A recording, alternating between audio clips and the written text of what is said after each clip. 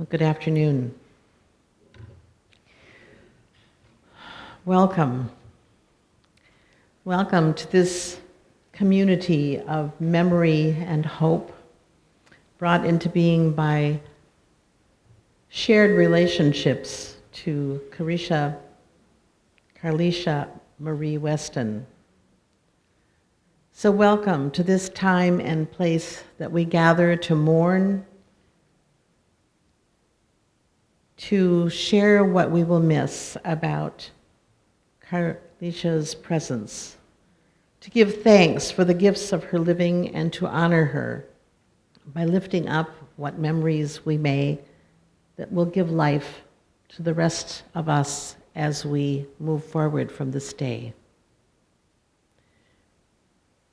We now light a candle, a symbol of pure light and warmth, present in every soul, to remind us of our own living, transforming the stuff of this world into love and activity of our daily lives. As we remember Karliesha, may today bring forth transformation in ourselves, from grief, healing, from memory, wholeness, and from honoring, love. In your order of service is an insert. Kathleen will now play through the Abide With Me one time, and then I invite you to rise in body and spirit, or spirit, and share in the singing of Abide With Me.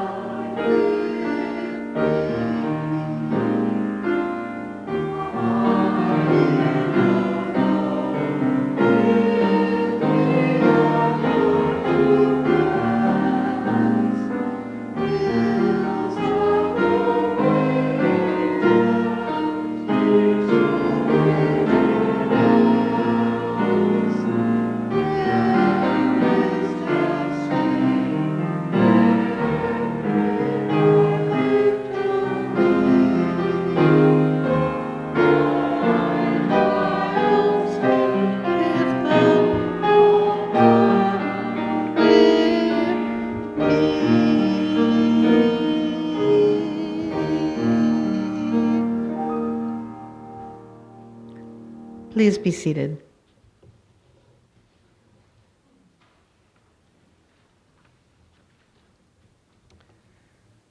The Irish poet David White has written, "Heartbreak is unpreventable. The natural outcome of caring for people and things over which we have no control, of holding our affection of those who inevitably move beyond the line of sight. Heartbreak begins the moment we are asked to let go, but cannot.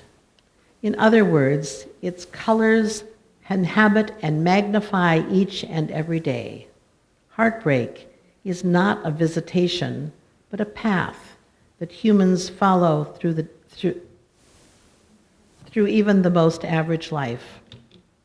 Heartbreak is an indication of our sincerity in love relationship, in an attempt to shape a better and more generous self. Heartbreak is the beautifully helpless side of love and affection. It is hidden in the DNA of our relationship with life. It can ground us only truly in whatever grief we experience and set us to planting a seed with which we are left to appreciate what we have built, even though we stand in the ruins. If heartbreak is inevitable and inescapable, it might be asking us to look for it and make friends with it, to see it in our constant and instructive companion, and perhaps in the depth of its impact as well as its hindsight, and also its own reward. It is an introduction to what we love and have loved, an inescapable and often beautiful question, something that someone has been to us all along, asking us to be ready for the ultimate letting go. These words by David White offer their own kind of consolation as we gather today in memory of Karliesha and to acknowledge the wholeness of her life, her bright and friendly spirit in the best of times, as well as the tragedy of her early death. The love that you gathered here had for her and her for you is real. What moments of peace and joy and resolution that you knew together is yours to claim, and whatever efforts you made on her behalf were not wasted. All of these things weave into the story that is yours to tell. May her memory inspire you in your loving as you move ahead in this life, yet to be lived. I invite you now to find your insert again and join me in the responsive reading. In the rising of the sun and its going down, in the blowing of the wind and in the chill of winter, in the opening of buds and in the rebirth of spring, in the blueness of the sky and in the warmth of summer, in the rustling of leaves and in the beauty of autumn, in the beginning of the year and when it ends, when we have hopes we yearn to share. So long as we live, she too shall live, for she is now a part of everything.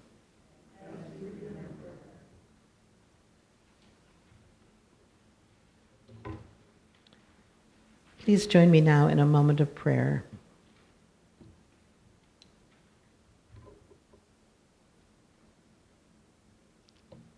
Eternal God, loving Spirit, healer of the brokenhearted and comforter of those who mourn and are heavy laden, may your grace be sufficient for everything we face, especially for the loved ones of Karliesha Weston, in whose name we gather here today.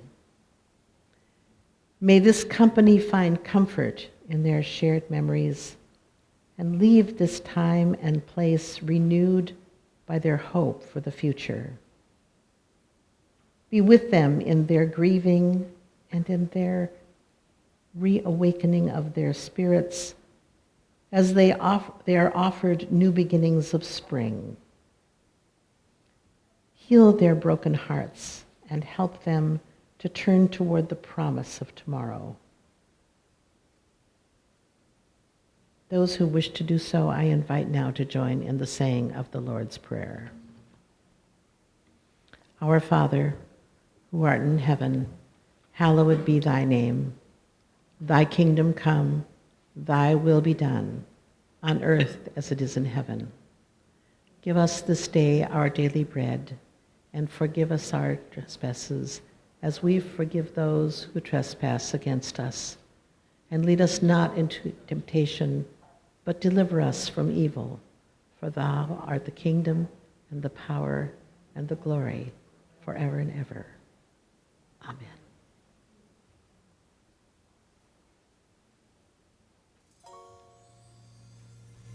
Alone in a room, it's just me and you.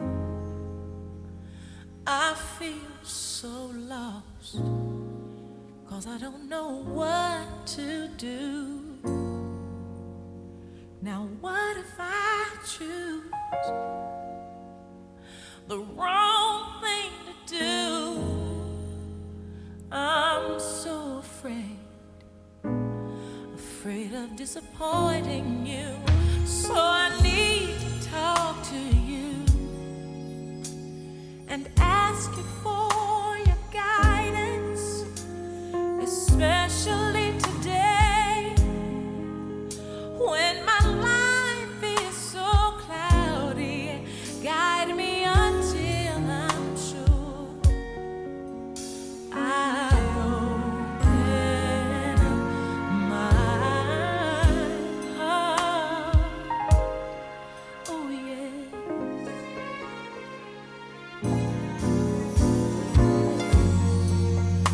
My hopes and dreams are fading fast.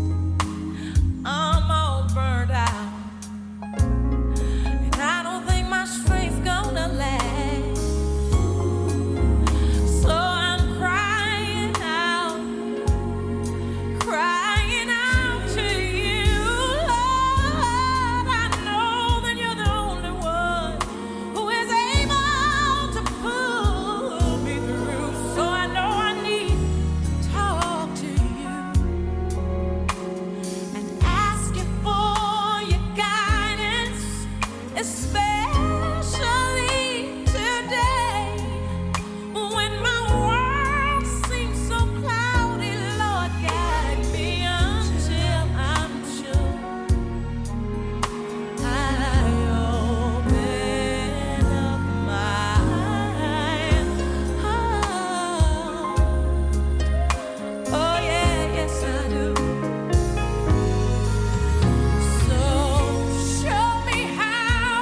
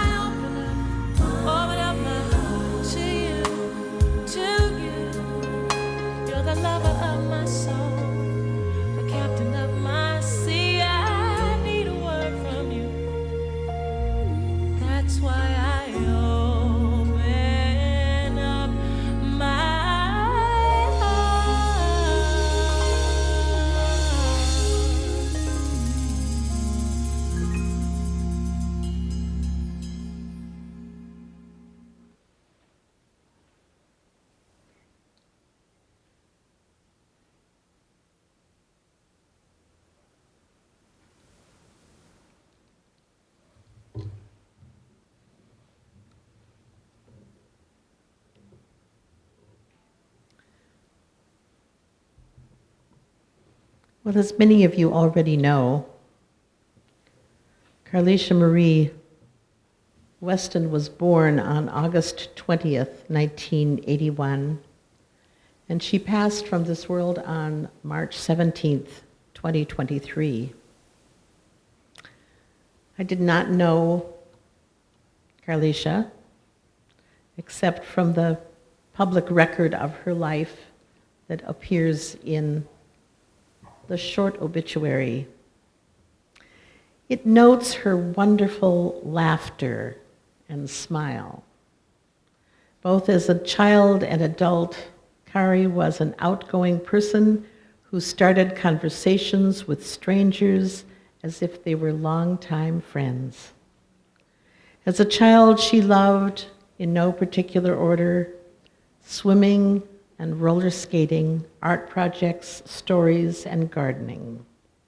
She was an adventurous and struck out on her own at the age of 17, trusting herself more than others and trying lots of avenues of life.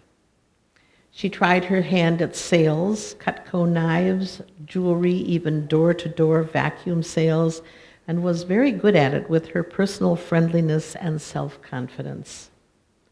Soon she became the wife of Jarlin and mother of two beautiful children, Keishan and Montes. She attended Arlington High School and Hub Center for Learning, proudly earning her high school diploma, and worked jobs at the Mystic Lake Casino, the St. Paul, Minneapolis Airport, and Caesar's Palace, among other places. Over her adult years, Karla had various personal struggles which began to take a toll on her health. Her too short life, we are told, was both happy and sad, and sometimes very challenging. The larger story of her life resides here among those of you who knew her best, and those of you who will always remember. So we begin this time of remembrance with some comments by Priscilla, who was her godmother.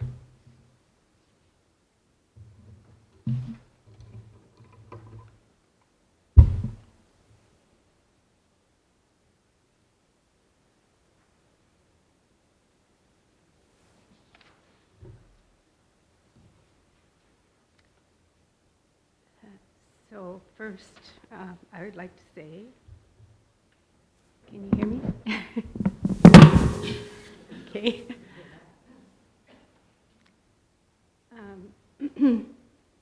Although we have said that her death was of an unknown cause, that is true. We don't know for sure.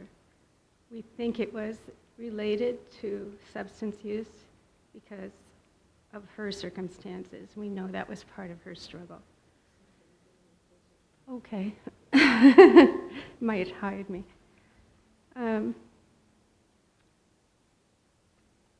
So, although my tendency at first was to let's figure out the cause, let's do something about this, learn the lesson, and take action about it. But I'm reminded, thankfully, that today is about compassion toward everyone here, including her. It's about celebrating her life and the inner being that so many people loved.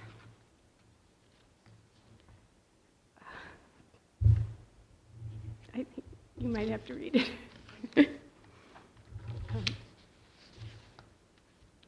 You'll figure it out.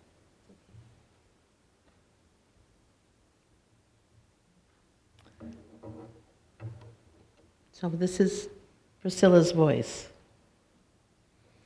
Karliesha has been part of my life for all these years. She and her mother lived with me in my home during the first 3 years of her life. She was such a beautiful child. Naturally, I felt the kinds of things that we do toward our young, fascinated by her growing and learning and happy exploration and natural proclivities. As such, I was happy to be asked to be her godmother. That role played a very small part in my relationship with her, as we were not attending the same church. But we did many other things together as she frequently visited during her childhood and teen years. Kari was an outgoing little girl, full of energy and sparkle. She loved the little art projects we did at home. She loved her exploration of the garden with the usual bugs and snails, and stuff that grew that she could eat. She was pretty afraid of swimming at first until she got a bit more confident in the water, but it was never her favorite activity.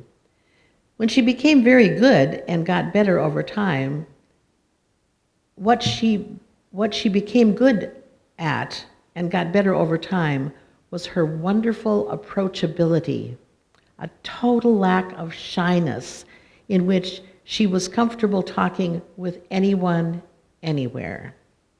This confidence only increased as she grew older. In fact, she was sometimes exasperated with me as the most introverted person on the planet, wondering why I didn't do as she would have done to solve a problem, which was to talk to anyone and everyone until someone knew the answer. In her adult years, we might often go to a restaurant and eat and have a conversation. She would be the most gregarious person there, greeting and joking with the wait staff, and when needing some attention, she could be known to yell across a room. This was sometimes a cause for embarrassment. She liked buffets where she might pile her plate 3 inches high, moderation not being in her vocabulary. It never seemed to matter to her waistline, by the way. Aside from being outgoing, she was also extremely self-directed. It didn't matter. If it didn't fit with what she wanted for herself or she felt restricted, she would find a way to free herself. Personally, I saw this as a great strength that allowed her to survive difficult circumstances that occurred. However, it sometimes seemed to lead her to places she didn't have the skill to manage. So when she left home for an adventure at age 17, staying with her first boyfriend, she became pregnant with Keyshawn. As a small 3-person family, Karliesha commuted to Mystic Lake Casino every day to support them. In time, she left that unhappy relation, married Yarlin, and became pregnant with Bontis. So at this point, she was young, with a new marriage and 2 young children, and very low income. She attended Hub Center and so very proudly got her high school diploma on her own. A very happy day. She was moving forward, but it was still a difficult situation. Being home with the children was not her cup of tea, and she escaped those confines with a door-to-door sale job that she enjoyed. But as luck would have it, the job brought her into contact with some people and some substances that she could not handle. At this point in the story, I want to interject that had she been born in another time, she would have been highly adapted to be an adventurer, an entrepreneur, and even successful hunter in the former eons of human life. She would have had the drive to find the bee's nest full of honey, the ability to remember how and where to find it, the fearlessness to climb a tall tree to reach it, and the grit to get stung by a hive of angry bees. In today's world, those same qualities may have meant that she would have fearlessly entered into a lifestyle that appealed to her and refused all calls to come back to safety, to be reasonable, to trust others, and to follow certain rules. During the last 10 years or so, my own connection with her was less, but not absent. I was present to be there if she wanted and needed. But I have fewer stories about this time.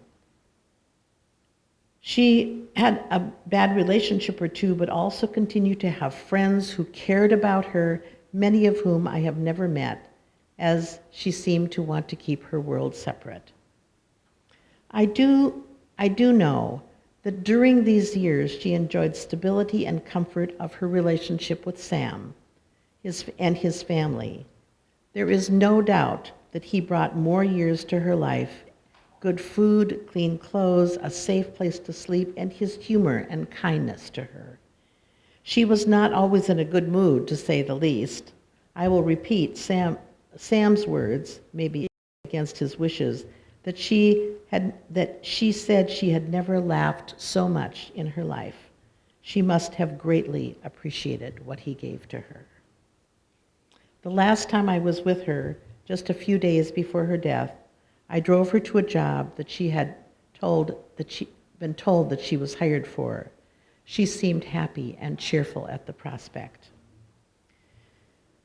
I can't speak for the whole of her life and all the places it took her. She certainly had large parts of her life out of my view.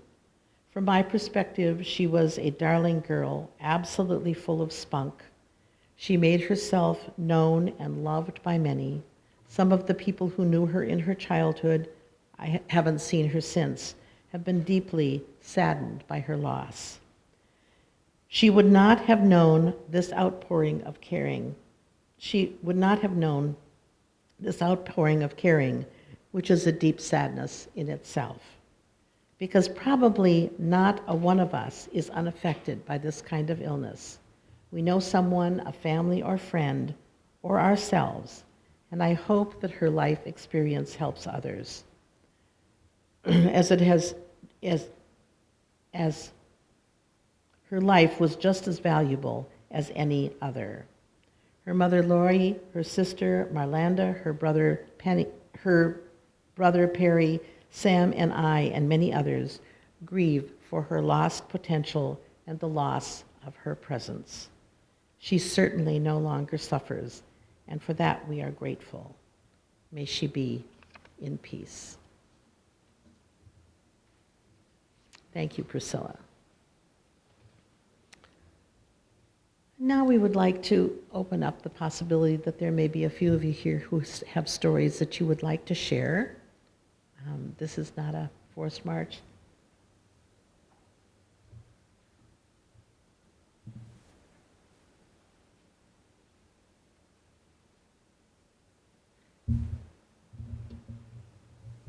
Hello, my name is Shirley Jones, and I'm Karliesha's foster aunt. I knew her in the younger part of her life. And as a matter of fact, I probably hadn't seen her in the last 15 years, and for that I regret. But I recalled her as being a very, very nice young lady. Was not surprised to hear that she had acquired her high school diploma, because one of the last things I saw and heard about her is that she was on the honor roll at Arlington High School. And as you said, she did have a great laugh. She was a very good big sister, and she was really a problem-free, no problems, very good big sister. And she was obedient. She was nice. One of the things that I found funny about her is that, as Priscilla said, she really enjoyed her food, and they would always find their way to a, like, what do they call them? My words escape me right now, where you can fill your plate 3 inches high with no problems. And for sure, it never bothered her, weight-wise. But some of you can relate to this, and others may not. She loved pinto beans. And she would, one time I was at my sister's house when they were having dinner, and she took the pinto beans and took the spoon where you drain the liquid, and she just had beans. And I told her, no, that's not what you do. You're leaving the best part in the pot, which is the liquor. So she did enjoy her food, and she was a very pleasant person, a very nice niece, and I enjoyed the time that they spent with our family. And she was actually lived with my sister along with her other two siblings. And I'm very sad to see her gone at such an early age. Thank you.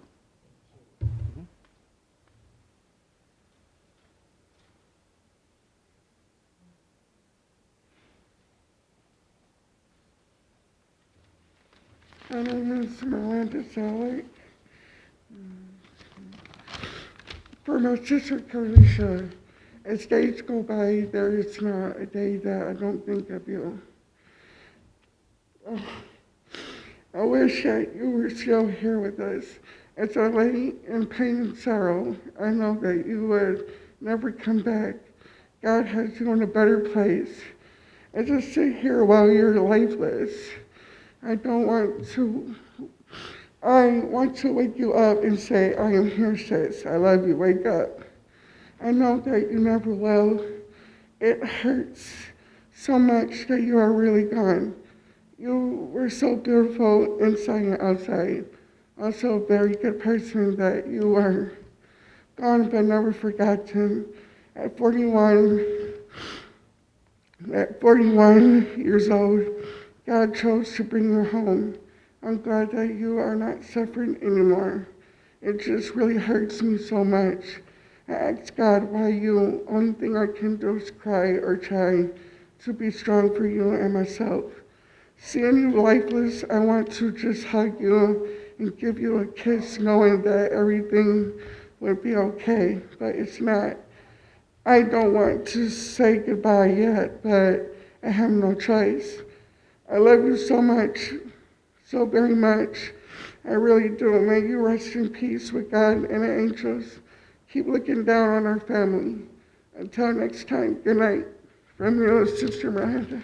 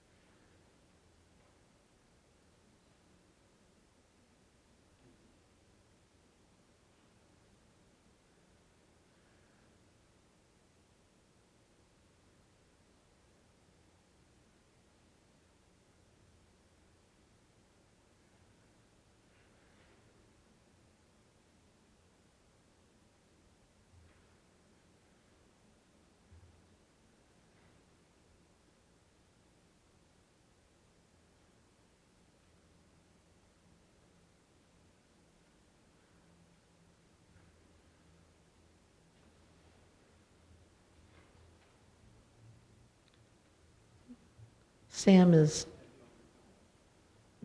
trying to get his father on the phone, who has some words.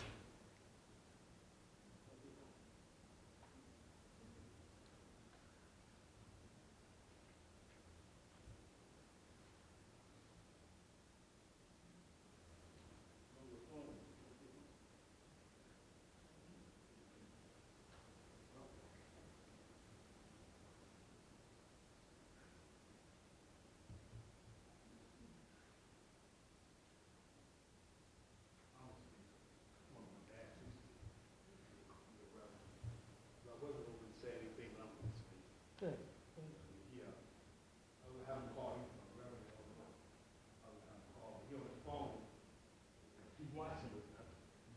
So I really wasn't going to say anything. It hurts me too. I knew Carla for a long time. You know, she kind of latched on to me. You know what I'm saying? And what a lot of people didn't realize that Carla had a photographic memory, very smart. And she did things the way she wanted to do it. You could say what you want to say to her, but she was going to do things the way she wanted to do them. You know, and she was like, give him money, I'm going to feed the birds. Is that my dad?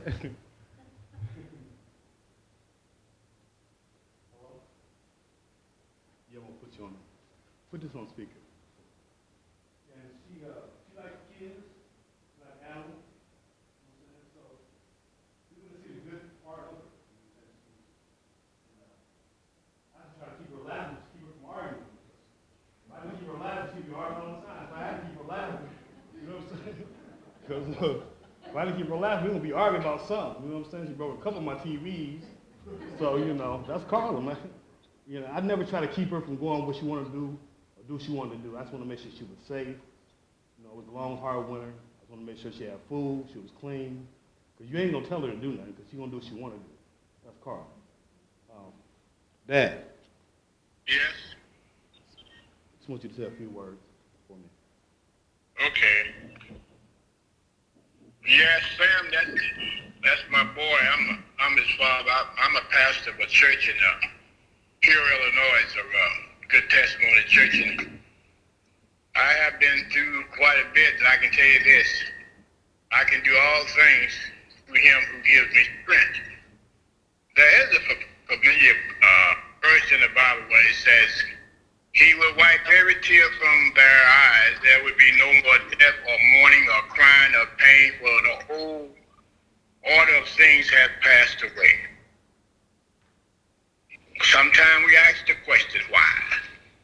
Why? Why? Why? The answer is God knows. What we're going through, how we're going to come, what's going to happen tomorrow. Well, I want you to be encouraged. I want you to know that God knows how much sorrow, how much pain that some of you are going through because you lost your loved one. But behind every dark cloud, the sun will shine after a while. I can tell a lot of folks, I said, cry, grieve if you want to. But that final point you come to, you got to turn it over to the Lord. So Lord said, please give me the peace that I need. And he will supply all of your needs. Only if you want him to. I want you to, not to mourn so long, but I want you to give God the glory because he still sits on his throne. I have never seen a righteous forsaken, nor a seed begging for bread. He blesses us continually. He blessing all of you right now. You there. You didn't have to be there, but you are there. So you got something to thank God for. Waking you up, giving you another day, that you assemble yourself together in that ceremony. That's all right. This too will pass. Now may God bless you, may God. We'll see. One of these days in heaven where we all will be, we'll shout, troubles over. I'm done. All right, thank you. I know we got a short ceremony, but just to wrap up what I was saying, she said she had a lot of cousins, you know what I'm saying, and she talked about a lot of them. I never met them, you know what I'm saying. She went out and did what she did, but she knew where home was. She came back home. You know, we had a long, cold, hard winter out there. I could not see her out there in that environment, you know what I'm saying. I had to make sure she had somewhere to stay. Now, she would take my little change from me, you know, if I didn't hide it or something. You know, that's how she was. You know what I'm saying? She wanted what she wanted, something she wanted. That's how she was. But that was my baby, you know what I'm saying? That was my baby. I wasn't trying to judge her or none of that. I wasn't trying to judge her. I let her do what she wanted to do. She would talk to me about, you know, things. And I would have her laughing so hard that her side would be hurting. You know, I had to keep her in good graces, you know what I'm saying? Through everything that, you know, we all go through, you know what I'm saying? All the younger people in both races, they're going through a lot out there right now. They're really going through a lot, you know, trying to deal with substance abuse or whatever it may be. They can't function in life the way they want to function in life. They can't, you know what I'm saying, because their minds are so cloudy, you know. That's all I really want to say. I just, you know, I loved her. She was, you know, she was my heart. And through her good, I love her through good and bad. It didn't matter. unconditional love. That's the kind of love I have for her. Whether she did wrong, whether she did right, that was, I had her back.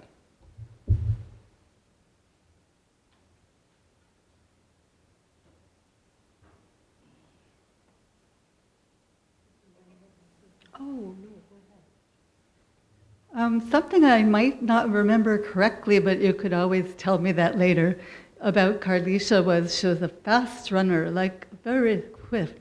And so when I know she either ran in some races, and she probably could have done really well, and then another thing she could have done was, I'm pretty sure she handed out beverages like water to those runners in several places, different times, so that they were not being faint. And she had the water, and her job was just to pass it to these people. And I know that she was doing a good job of that. So she was, I think she was really proud of herself that day. And so those are two really good memories I have of her.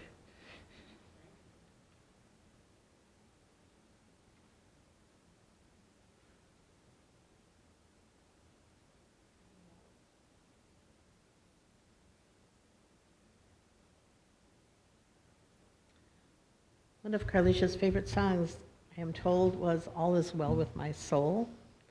So Kathleen is going to play it, and the words are in your, on your printed program, and you can just follow along and imagine them being sung.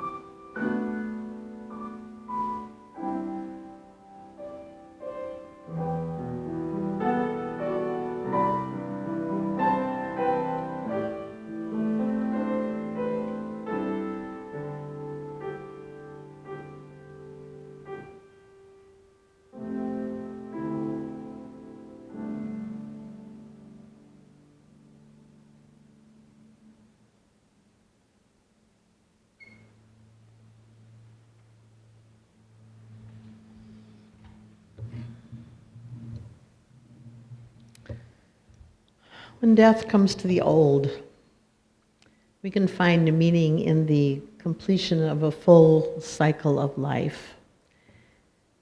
When death comes to the young, it is hard not to wonder about the meaning of that. As Sam's father said so eloquently, we don't know the answer, only God knows. And yet, we as humans will question. What we do know, though, is that whatever time we have, the experience we have with one another, experiences of love and kindness and grace, experiences of appreciation and presence and wonder, lifted up out of pain and suffering, the uncertainties and losses can hold a kind of completeness. Today we have heard the stories of Karliesha's life, which clearly held unrealized potential. We are reminded by her passing of the value and importance of persistence in the face of overwhelming odds. And know that among the grief at her dying, we have glimmers yet to be lived. Her unrealized dreams live among us, asking that we treasure both her memory and our own dreams, which we might still fulfill. Our lives are made richer because Karliesha lived. And so in time, you may notice her living spirit as you find humor in surprising places and reclaim the gift of laughter. As you feel appreciation for her lively presence in the squirrels and the birds she enjoyed as spring finally makes itself known. As you imagine and then accept her invitation to make conversation with a stranger, as her unfulfilled dreams find expression in the people and things that sparked her lively and loving spirit, and in the ways in which we all resolve to be the best we can be as we claim our own life as the gift that it can be. Our closing music is Deep Peace.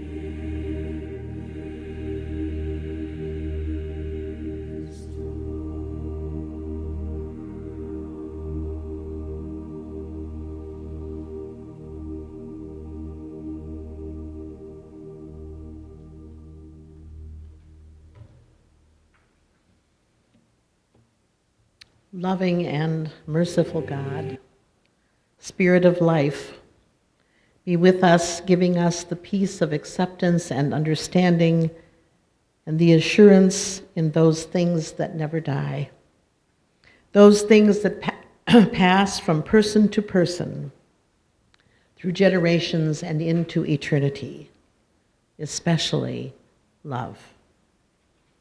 In the spirit of love we have gathered, and in the spirit of love we depart.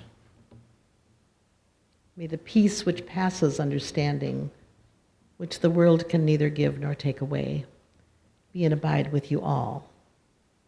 Go in peace. Amen.